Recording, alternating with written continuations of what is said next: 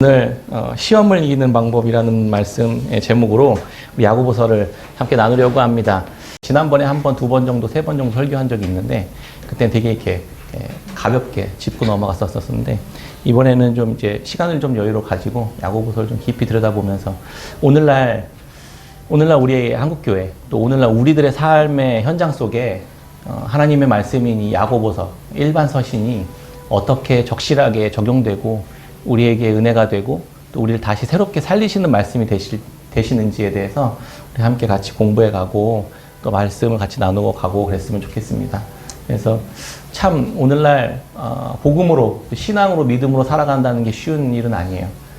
또 점점 더 어려운 일들을 맞이하게 될 것 같습니다. 그럴 때마다 우리가 어떻게 말씀이 우리의 삶 속에서 아름답게 우리 삶을 그런 상황과 관계없이 아름답게 빚어내시는지에 대해서 확인하고 또 바라보고 또 소망해 가고 또 그렇게 순종해 가면 살아가는 저희들 되었으면 좋겠습니다.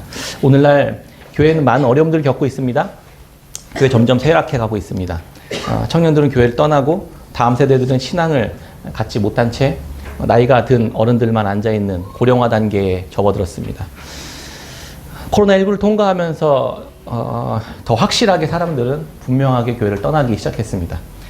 많은 사람들이 그 이유를 인구 구조가 고령화되어서 그런다, 이런 여러 가지 그래서 어쩔 수 없다, 세상이 그렇게 해서 변해서 그런 거다, 이렇게 여러 가지 이유를 말합니다. 근데 정말 그런 이유들 때문에 그런 걸까요? 오늘날 우리 교회의 모습에 대해서 제가 자주 언급하는 비유가 있죠. 바벨론 포로기로 끌려가고 있는 바로 직전의 상황이다. 이제는 귀가 따갑게 계속 반복해서 듣게 되신다고 귀찮아하지 않으셨으면 좋겠습니다. 이거 또 얘기하네. 이렇게 않으셨으면 좋겠습니다. 이런 상황을 정말 실제적으로 인지한다는 것이, 만약에 전쟁이 빵 터지면, 실제 우리에게 전쟁이 터지면 편안하게 읽지 못하잖아요. 무언가 그거에 맞는 또 상황들에 대해서 분주하게 우리 삶이 다시 재편되고 뭔가 다시 거기에 맞게 적응되지 않겠습니까? 근데 우리는 너무나도 태평한 거죠. 영적으로 바벨론 포로기에 끌려가게 됩니다. 이랬을 때 그런가 보다 이러고 많은 상황들이 사실 좀 심각한 상황입니다. 인지하는 것도 되게 중요하고, 인지했다고 해서 그런가 보다 하고 넘어갈 문제는 아닙니다.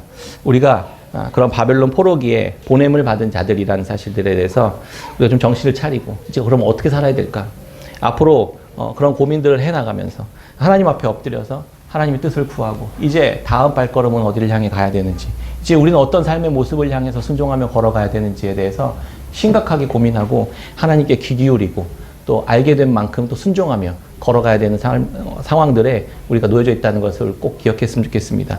구약의 이스라엘 백성들이 하나님의 말씀을 가지고 있으면서도 그들 안에서는 하나님의 은혜와 의와 긍휼과 자비와 사랑과 화평과 같은 이런 일들이 계속해서 이루어지기보다는 타락하고 부패하고 불의한 일들만 그들 안에 가득하게 일어나기 시작했습니다. 주변 나라들을 계속 기웃거리면서 부러워하며 우리도 저렇게 됐으면 좋겠다라고 이스라엘 백성들은 생각했습니다. 그래서 하나님께서는 그 길이 아니라 나의 말씀을 따라 순종하는 길을 따라오라고 선지자들을 보냈음에도 불구하고 그 선지자를 때려 죽이고 핍박하고 오히려 파묻어버리는 그런 일들을 행했습니다. 결국 그들에게 주어진 그 성전은 파괴되었고 그들을 보호하시는 하나님의 손은 그들을 떠나게 되었습니다. 그렇게 처참하게 세상 나라의 대표격으로 보여지는 바벨론이라는 제국의 포로로 끌려가는 비극과 수치를 당하게 되었죠. 2023년을 지나는 오늘날 우리 한국교회는 이와 비슷한 과정을 통과하는 중이라고 보여집니다. 예수 그리스도께서 오셔서 우리에게 율법을 완성하시고 의와 진리와 사랑과 긍휼이신 십자가를 대신 지어주셨습니다. 그래서 우리는 새롭게 되는 은혜를 입었습니다. 이런 은혜를 입은 교회는 오늘날 어떻게 되었을까요? 더 부패하고 더 악착 같고 더 거짓되고 더 음란하고 더 쾌락적이고 더 탐욕스럽고 이런 삶을 살아가기 시작했다는 것입니다. 너무 영적으로 똑같은 그런 과정들을 밟아가고 있지 않습니까? 어떻게 하나님의 은혜와 사랑이신 그 예수 그리스도의 십자가의 복음을 듣고 그렇게 살아갈 수 있었을까요? 이스라엘 백성들을 보면서 우리는 이해 못했었잖아요. 이게 이렇게 하나님을 경험해 놓고도 이렇게 포로로 끌려갈 만큼 됐다고? 우리는 안 그렇습니까? 예수 그리스도를 더 분명하게 경험하고 만나고 은혜를 받았음에도 구원받았다고 확신하고 뒤로 돌아서는 이스라엘 백성들보다 더 타락한 삶을 살아가고 있었던 겁니다. 결국 하나님은 그런 이스라엘 백성들을 내버려 두지 않으시고 포로기를 통과하도록 그들을 보내버렸습니다. 2023년을 지나가는 우리들에게도 그에 맞는 포로기에 들어가도록 허락하신 것이라는 생각을 합니다. 우리 모두 그렇게 경각심을 갖고 좀 바라봤으면 좋겠습니다. 분명히 그런 과정들에 대한 이야기들이 그럼 그런 과정들을 하나님께서 왜 허락하셨고 그런 과정들을 통해서 하나님께서 원하시는 것들은 무엇인지를 말씀에 분명하게 기록해주고 있기 때문에 우리는 그것에 대해서 관심을 갖고 바라보아야만 합니다. 그런데 또 이런 바벨론 포로기를 다른 비유로 그 거대한 타이타닉호에 침몰하는 그런 비유로 많이 이야기했었잖아요. 이제 거대한 한국교회라는 이 타이타닉호는 세상이라는 암초에 부딪혀 버렸습니다. 그래서 바닥부터 물이 새어 들어오고 세상이라는 물이 휩쓸려 들어오기 시작했습니다. 점점 침몰해 가고 있는 중입니다. 거대한 배는 한 번에 파손하지 않습니다. 점점 침몰합니다. 처음에는 잘 느끼지 못하죠. 밑바닥부터 물이 새어 들어오기 시작합니다. 거대한 교회는 점점 잘 살고 더 부유하고 이런 이들은 별로 처음엔 잘 못 느낍니다. 가난하고 소외된 이들이 먼저 교회를 떠나기 시작합니다. 작은 교회들이 문을 닫기 시작합니다. 그러다가 배는 기울고 사람들은 뭔가 잘못됐다는 걸 감지합니다. 그런데 뭐가 문제인지 잘 몰라요. 그래서 살기 위해서 더 높은 곳으로 올라가고 또 옆칸으로 이동하고 그렇게 옮깁니다. 수평 이동을 하기 시작하는 것이죠. 시스템이 더 잘 되어 있는 곳으로 옮깁니다. 내 아이들은 더 좋은 교회 학교가 있는 곳으로 더 좋은 교육 환경에다 데려다 놓으면 신앙이 잘 전수되겠지. 이렇게 믿으면서 거기다 넣어놓습니다. 그러나 시간이 점점 갈수록 큰 교회도 교회 학교 문을 닫기 시작합니다. 거의 많은 교회가 교회 학교 문을 닫았습니다. 청년들과 젊은이들이 교회를 떠나기 시작합니다. 다음 세대가 교회에 남아있지 않게 됩니다. 이 거대한 타이타닉호는 세상이라는 암초에 부딪히고 또 세상에 속한 것들이 교회 안으로 밀려 들어오기 시작하면서 세상이 교회를 잠식해버리는 것을 보게 되는 것입니다. 교회는 세상에 삼켜져 버린 것입니다. 바벨론이라는 세상이 예루살렘 성전이라는 성전, 하나님의 백성들을 삼켜버린 것입니다. 영종도에 120년 된 교회가 카페로 리모델링 되었습니다. 카페에 팔려버렸어요. 120년 된 교회가요. 어떤 기업인지 개인인지는 알 수 없지만 돈을 엄청나게 많이 들여서 건물 인수하고 싹 리모델링해서 카페로 올해 1월에 문을 열었습니다. 요리와 제빵사들이 만들어내는 빵과 값비싼 음료들이 막 팔려나가고 있습니다. 교회였을 때는 아무도 찾지 않던 곳이었는데 카페가 돼서 동네에 주차를 할 수 없을 정도로 사람들이 미어터지고 있습니다. 핫플레이스가 되었죠. 외국에서는 큰 교회 건물들이 팔려서 서커스장으로 이용되거나 아니면 이제 호프집이 되거나 이런 일들이 뭐 많이 보였었는데 이제 우리나라에도 동일한 일들이 일어나고 있는 것입니다. 바벨론 포로기의 또 다른 현상이 아닌가 싶습니다. 이제는 곧 거대한 타이타닉호는 칠흑 같은 바닷속으로 잠겨져 버릴 것이라는 생각을 하게 됩니다. 하나님께서는 구약의 거대한 성전을 가지고 있던 이스라엘과 예루살렘 성전을 바벨론의 손에 파괴시켜 버렸습니다. 구약 율법을 중심으로 한 제사와 절기, 예배, 문화, 삶의 방식들을 모두 다 파괴시켜 버렸습니다. 그리고 바벨론에 포로로 끌려가게 되었죠. 포로로 끌려간 이들이 근근히 그 안에서 포로지 유배 민족들이 모여 사는 곳에서 근근히 명맥을 유지하면서 살아가고 있었습니다. 포로민 수용소에서 3355 모여서 과거에 우리와 함께 하셨던 하나님에 대한 그 영광과 이야기들을 그냥 몇 명이 모여서 그냥 숨어 지내는 것처럼 하면서 말씀 율법도 없이 그냥 제사장으로 끌려 나온 사람들이, 서기관으로 끌려 나온 사람들이 그냥 구두로 전해주면서 그렇게 명맥을 유지하면서 살아가고 있었습니다. 세상이라는 바벨론이 하나님의 백성들을 집어삼킨 것 같은 상황에 처한 것이죠. 이들은 노예가 되었습니다. 이제 거대한 타이타닉호는 바다에 빠져버렸고 다닥다닥 붙어서 근근히 목숨을 유지하는 구명정만 망망대해 위에 둥둥 떠 있는 상황인 것입니다. 이게 한국교회의 현실입니다. 이제 앞으로 이런 모습이 더 분명하게 보여지게 될 것입니다. 어쩌다가 이렇게 되었을까요? 뭐가 문제일까요?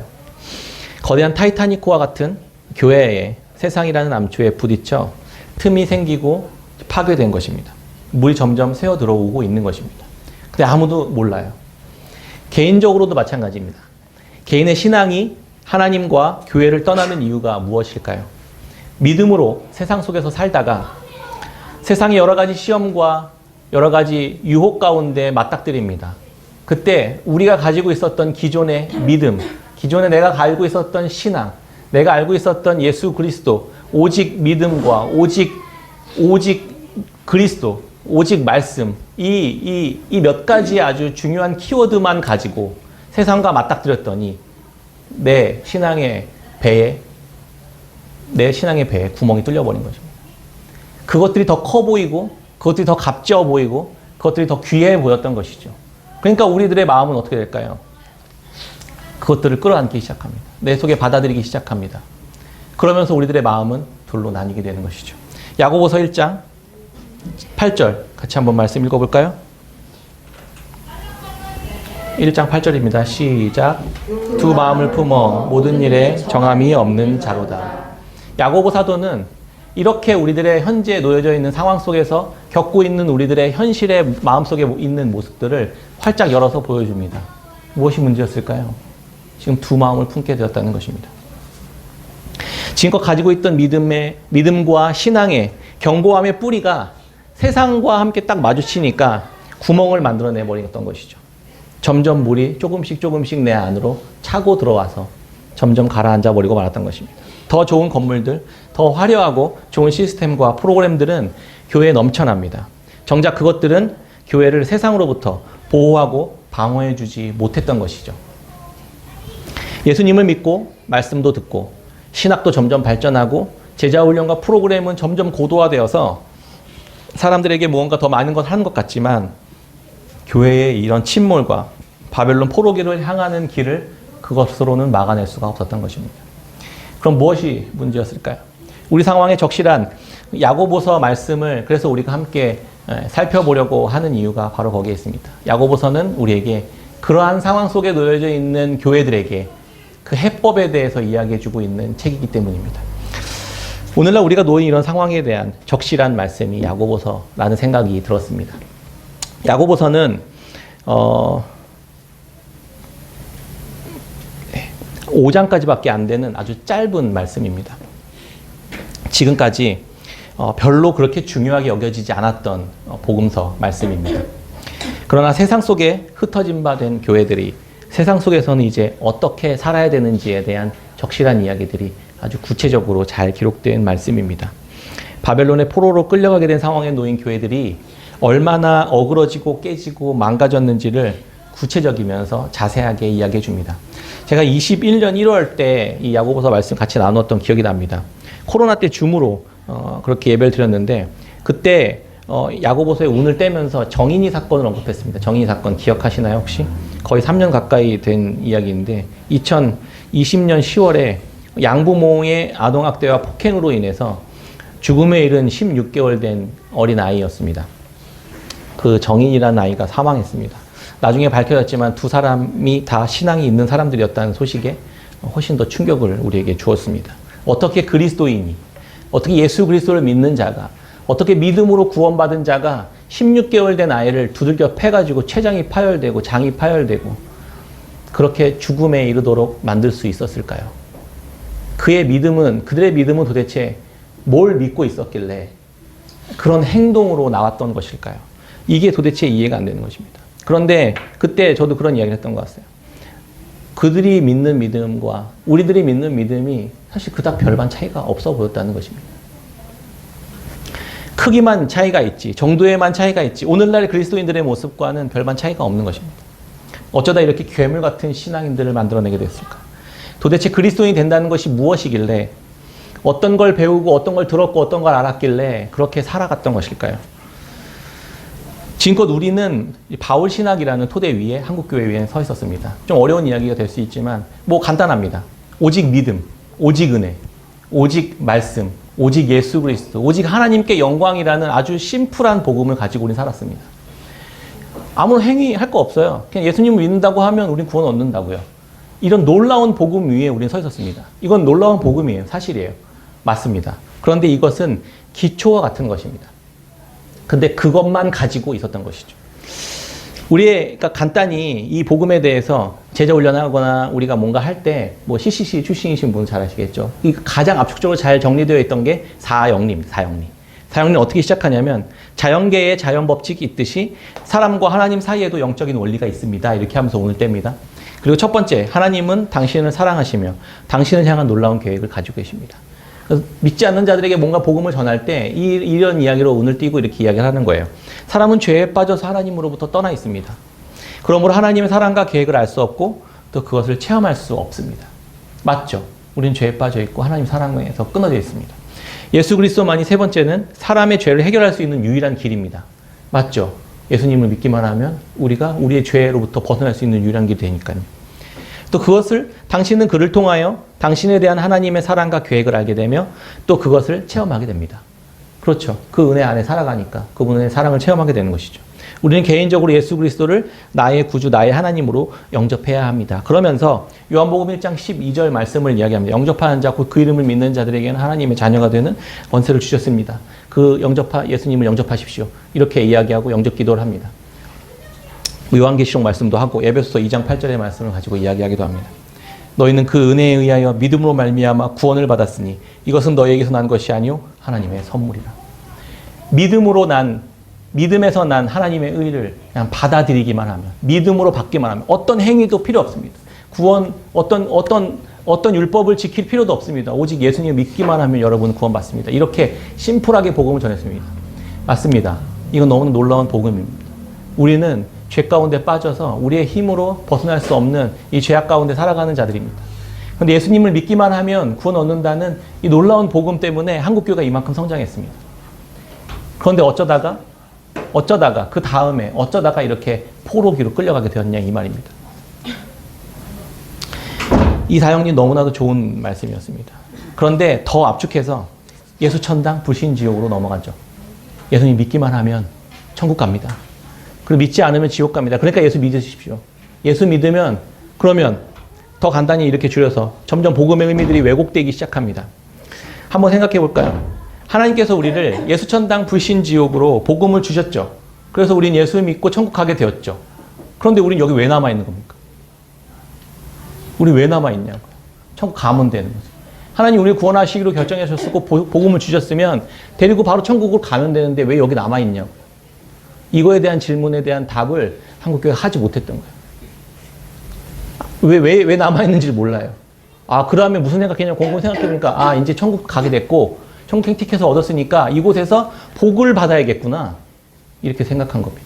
그래서 더 열심히 행해서 하나님께서 주시는 복을 구하기 위해 열심히 헌신하고 봉사하고 희생하고 그런 행위를 했던 것입니다. 그런데 그렇게 복을 받았나요? 그렇게 복을 받았죠. 한국교회가 엄청나게 성장하지 않았습니까?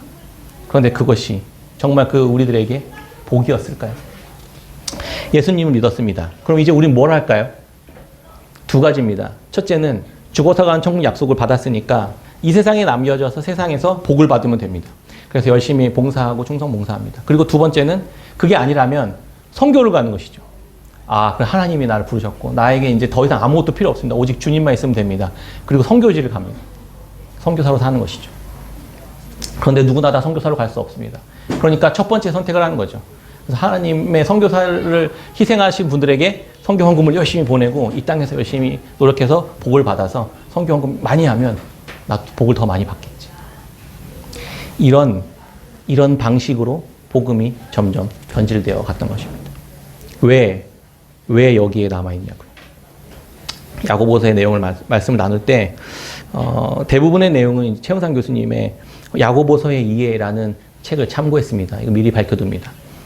지붕 없는 교회라는 야고보서의 책의 주제가 있습니다. 지붕 없는 교회래요. 교회인데 지붕이 없어요. 기초만 있습니다. 오직 믿음이라는 기초만 두고 집을 지어 놓고선 이제 다 됐다. 이러고서는 그냥 그 집 안에 들어가서 살고 있었던 거예요. 지금의 한국교회가 그런 거예요. 그러니까 세상의 온갖 비바람과 풍파와 비와 눈과 먼지들 다 뒤집어 쓰고도 우리는 집이 있으니까 괜찮아. 나는 나는 이제 믿음으로 구원받았으니까 됐어라는 기초 위에만 서서 온갖 비바람을 다 맞고 있는 교회. 지붕 없는 교회라는 제목이 야고보서의 주제로 세워져 있었던 것입니다. 우리가 왜 그렇게 됐는지 좀 아시겠죠? 예수 믿었어요. 구원받았어요. 그 반석 위에 있어요. 우리는 창수가 나도 안 떠내려갑니다. 우리는 무슨 짓을 해도 하나님의 은혜로 구원받습니다. 그런데 세상의 모든 시련과 염려와 걱정과 근심과 그런 욕망과 탐욕들이 지붕으로 다 들어오는 거예요. 밥을 먹고 있는데 비가 막 내리고 눈이 와도 그냥 밥이랑 같이 말아 먹고 있는 겁니다.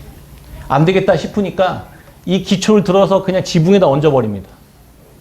이 기초만 가지고 있으면 된다고 주장하면서.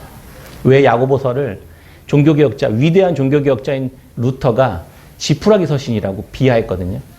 그건 지푸라기 같은 서신이야. 그건 있어도 그만 없어도 그만이야. 지푸라기 같은 거야.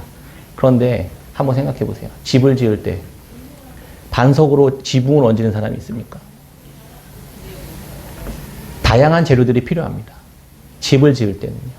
반석만 필요한 게 아니라 지푸라기도 필요하고 창문, 유리도 필요합니다. 유리는 튼튼하지 않고 금방 깨지니까 필요 없어. 이렇게 얘기하는 사람은 어리석은 사람이죠. 지푸라기는 아무짝에도 쓸모없어라고 생각하는 사람들은 어리석은 사람들입니다. 지붕은 지푸라기로 만들어 올리는 것입니다. 옛날 지붕이에요, 옛날 지붕. 그 지붕이 없으면 세상에 온갖 유혹과 비바람들이 쳐들어오기 때문입니다. 야고보서는 지붕과 같은 역할을 주는 것입니다. 우리에게 이제 예수 그리스도를 믿는 믿음의 반석 위에 있습니다. 근데 그것만 가지고 됐어라고 주장하는 사람들에게 지붕을 만들어줄 수 있는 말씀, 그것이 야고보서의 말씀이었던 것입니다. 이 싸움 앞에서 믿음으로 세상 가운데서 살아가는 것. 야고보서는 교회를 세상 속에 보냄받은 교회라고 이야기합니다. 처음 야고보서 1장 1절에 보면요. 야고보 사도가 교회들에게 편지를 보내면서 이렇게 표현합니다. 하나님과 주 예수 그리스도의 종 야고보는 흩어져 있는 12지파에게 문안하노라. 흩어져 있는 12지파. 어서 많이 들어보지 않았어요? 요한계시록 때 우리 보았죠. 12제자들, 12사도들, 12지파들, 그들이 구원받은 자들에게 하나님의 성전 문이 되게 하시고 하나님의 성전 그 기둥이 되게 하셨던 것들, 기초석이 되게 하셨던 것들 우리가 함께 보았죠. 이 흩어져 있는 12지파들에게 이제 편지를 쓰고 있습니다. 세상 가운데서 믿음으로 승리하고 이긴 자들이 되어야만 할 소명을 맡고 세상 가운데 흩어진 바 되었다는 것입니다. 바벨론 포로로 흩어졌다는 것은 그들을 죽이고 파멸시키고 없애버리고 진노하고 하려고 하는 의도가 아니라는 걸 요한계시록 때 우리 많이 배웠죠. 그런 의도가 아닙니다. 하나님이 심판하시고 그렇게 하시는 이유는 그들을 더 정결하게 해나가기 위함이라는 사실도 우리가 배웠습니다. 믿음으로 이기는 자에게 생명의 면류관을 주시고 새하늘과 새 땅에서 중심에 있을 새 예루살렘 성전이 되도록 빚어가고 계신다는 사실도 우리가 요한계시록 때 이미 배웠죠.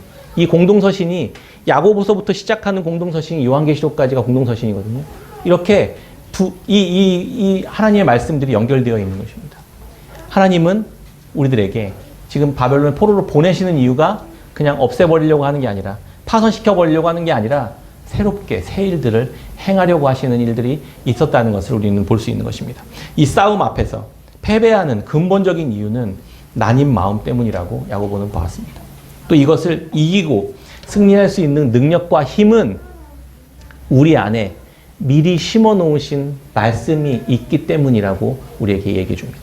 여러분들 안에는, 우리들 안에는 예수 그리스도를 믿는 믿음 안에 있는 자들에게는 하나님께서 이미 예수 그리스도를 통해 우리 안에 말씀을, 변하지 않는 말씀을 심어 놓으셨다라고 이야기해 주고 선포해 주고 있는 것입니다. 이런 이야기를 별로 들어본 적이 없는 것이죠. 우리는 이신칭이만 들은 것이죠. 믿음으로 구원받습니다. 그냥 믿기만 하면 됩니다. 이 얘기만 들었던 거예요. 그게 아니라, 물론 그것도 너무 중요하지만 우리를 계속해서 승리하게 하시는 것은 그 믿음 더하기 하나님께서 심어 놓으신 하나님의 말씀이 우리 안에 이미 있기 때문에, 그 말씀이 우리 안에서 역사하시고 그 말씀이 우리 안에서 꽃 피우고 열매 맺게 하실 거라는 사실들을 우리에게 선포해 주고 있는 것입니다.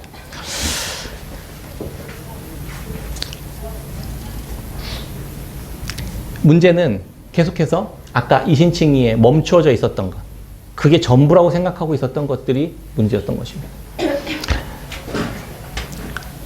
복음을 제대로 더 풍성하게 설명하기 위해서는 그래서 여러 가지 이야기가 필요합니다. 단순히 그냥 이신칭이 이렇게 하는 것이 아니라 복음은 이것보다 훨씬 더 풍성하고 훨씬 더 많은 이야기들을 우리에게 해줍니다. 그래서 스토리로 되어 있어요. 복음은요. 마치 믿음으로 의롭게 된 복음은 구원의 첫 발걸음을 뗀 것과 같은 거예요. 이게 무슨 말이냐면 사랑하는 사람이 함께 결혼식을 치렀습니다. 결혼식을 치른 것, 그게 이신칭의인 것이 믿음으로 시작된 것이죠. 그런데 결혼식을 올렸으니까 이제 나는 다 끝났네, 됐네 이러고 이제 내가 원래 기존에 살던 삶으로 다시 돌아가서 막 살아간다면 어떻겠습니까?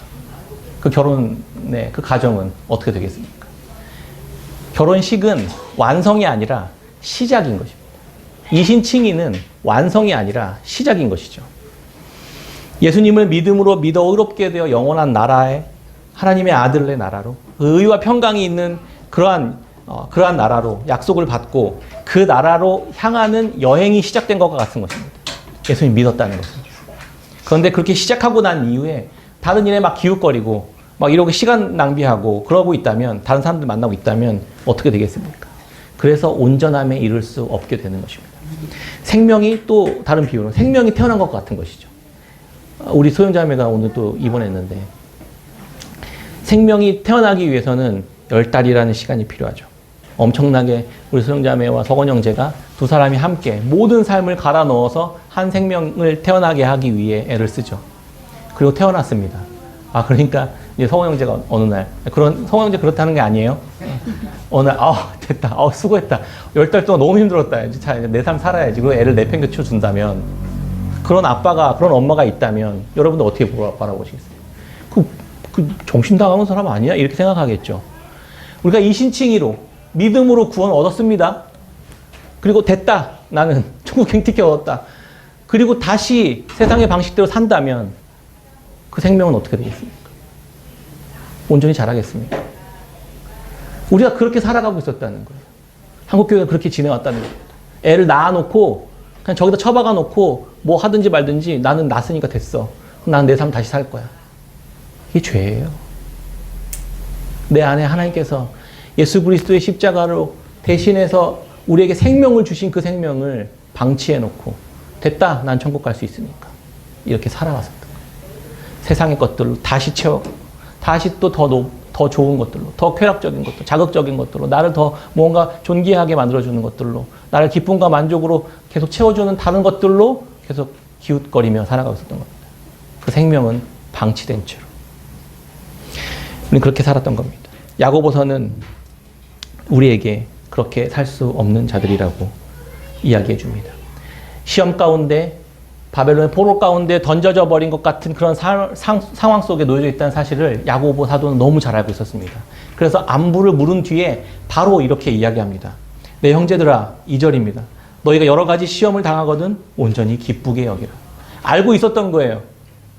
여러 가지 시험 가운데 흩어져 있는 12지파들, 교회들이 엄청난 시련과 어려움과 그런 씨름 가운데 놓여져 있다는 사실들을 알고 있었던 거예요. 그러니까 시험을 당하거든. 온갖 시험을 당하거든. 우리 삶의 여정 속에서 여러 가지 어려움과 낙심과 절망과 그런 괴로움과 시름들 가운데 놓여져 있거든 온전히 기쁘게 여기라는 겁니다. 기쁘게 여기라고. 네? 기쁘게 여기라고. 이러니까 야고보서를 잘 안 읽는 겁니다. 이 야고보는 아마 어려움을 당해본 적이 없을 거야. 이게 좀 편안하게 그냥 복음이나 전하고 있었겠지. 그랬을까요? 그렇지 않습니다. 믿음이 여러 가지 시험을 당하거든 온전히 기쁘게 여기라. 온갖 시험을 당할 때 우리가 살면서 받는 모든 시험들이 다 포함됩니다. 그때 던져둔 답이 인내하라 였습니다. 시험을 당하거든 그 바로 3절입니다. 이는 너희 믿음의 시련이 인내를 만들어내는 줄 너희가 알미라. 인내하라고요. 참으라고요. 기다리라고요. 어떤 무언가 행동을 하고 무언가 어떤 결정을 내리기 이전에 기다려보라는 겁니다. 왜 기다릴 수 있죠? 우리 안에 말씀이 심겨져 있기 때문입니다.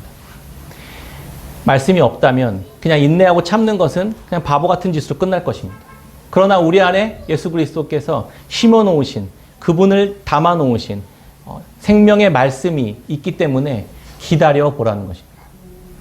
믿음의 시련은 우리 안에 있는 말씀이 어떻게 우리를 인도해내고 어떻게 열매 맺고 어떻게 싹을 틔우고 어떻게 좋은 결과를 만들어내는지를 기다리는 시간이라는 것입니다. 씨앗을 땅에 심으면 농부는 기다립니다. 물을 주죠. 물을 주고 기다립니다. 돌멩이를 심어놓고 기다리는 사람은 없어요. 쓰레기 같은 거 더미를 막 심어놓고 싹이 날 거야 이렇게 기대하는 사람은 없잖아요. 예수 그리스도께 속한 생명의 말씀이라는 씨앗을 여러분들의 마음속에 심어 놓으시고 주님은 시련 가운데로 집어넣고 기다리고 계시는 것입니다. 어떤 일이 일어날까요? 싹이 나겠죠. 생명이 돋아나기 시작하는 것입니다. 믿음의 시련은 여러분들 안에 있는 이 생명의 말씀이 싹이 나게 될 것을 기다리고 또 기대하도록 만들어내는 아주 놀라운 하나님의 선물입니다. 우리는 이 말씀 가운데 순종함으로 기다리고 또 인내하며 또 하나님의 역사하심을 소망함으로 가만히 있으면 됩니다. 지난주 제 설교 말씀이 기다림으로 받는 구원, 이런 제목이었잖아요. 우리는 할 게 없어요, 사실은. 그게 은혜입니다. 이미 우리 안에 하나님 말씀 심어 놓으셨고 우리를 세상 가운데로 흩뿌려 놓으셨습니다. 그리고 주님은 기다리고 계십니다. 그 안에서 아름다운 열매들이 맺혀질 것을. 말씀을 맺겠습니다. 우리는 죄 가운데 빠지게 될 것입니다. 또 우리는 또 여러 가지 시험 가운데 놓여지게 될 것입니다. 그럴 때 우리가 할 수 있는 것은 기다리는 것입니다. 인내하는 것입니다. 그리고 말씀에 따라 순종하는 것입니다. 그러면 하나님께서 원하시는 그 하나님께서 뜻하시는 또 계획해 놓으시는 또 심어 놓으신 그 말씀 속에서 우리 삶 속에서 아름답게 열매 맺고 꽃 피우게 될 것들을 보게 될 것입니다. 베드로가 어저께 우리 선생님과 같이 그런 이야기 잠깐 나눴는데요. 베드로가 예수님을 3번이나 부인하고 다시 원래 자리로 돌아갔습니다. 나 같은 사람은 아무런 소용이 없어. 내가 예수님을 3번이나 부인한 사람. 그리고 그냥 어부일로 다시 돌아갔습니다. 그런 예수님은 부활하셔서 베드로에게 찾아오셨습니다. 네가 나를 사랑하느냐? 네가 나를 사랑하느냐? 3번이나 물으십니다. 그리고 내 양을 치라. 내 양을 먹이라. 또 내 양을 치라. 이렇게 말씀하십니다. 나 같은 사람에게요. 예수님을 3번이나 부인하고 저주하고 예수님께 돌을 들어서 그분을 십자가에 달아 죽인 나 같은 자에게 예수님 다시 찾아오셔서 내 양을 치라고, 내 양을 먹이라고 맡기십니다. 베드로는 어떻게 살았을까요? 요한복음 21장 18절에 이렇게 이야기합니다. 내가 진실로 내게 이르노니 내가 젊어서는 스스로 띠띠고 원하는 곳으로 다녔거니와 늙어서는 내 팔을 벌리리니 남이 내게 띠띠우고 원하지 아니하는 곳으로 데려가리라. 아멘. 내가 이신칭이 믿음을 가지고 있었을 때는 그것만 있었을 때는 내가 무언가 해보려고 내가 무언가 만들어 보려고 했습니다. 거기는 아무런 열매도 맺히지 않는 것이죠. 거기는 아무런 열매도 일어나지 않는 것이죠. 그때 나의 모든 것, 이제 나의 주인은 주님이십니다. 내가 말씀 가운데 온전히 순종함으로 내 삶을 이제부터 살아가기로 결정하겠습니다. 이렇게 하면서 나의 삶을 주님께 말씀 앞에 내려놓기 시작할 때 주님은 내가 원하지 않는 일 가운데로 내가 뜻하지 않는 일 가운데로 시험과 여러 가지 고통 가운데로 나를 몰아넣으실 것입니다. 그런데 그때도 주님은 그 안에서 우리는 이제 내 안에 있는 그리스도를 향한 믿음이 그곳 가운데서 여러 가지 시험 가운데서 주님을 따라가는 삶으로 다른 이들을 섬기는 삶으로 다른 낮아져 섬기는 삶, 수고하는 삶으로 살아갈 때 말씀에 순종하며 살아갈 때 그 가운데서 아름다운 열매들을 맺히게 하실 것이라는 말씀을 해주고 있었던 것입니다. 말씀이 시험을 통과하면서 우리 안에 아름다운 열매를 맺게 하실 것입니다. 인내하십시오. 기다려보십시오. 하나님이 뭐라고 말씀하시는지 어떻게 우리의 삶에 아름다운 열매를 맺으실지 순종하며 기다려보십시오.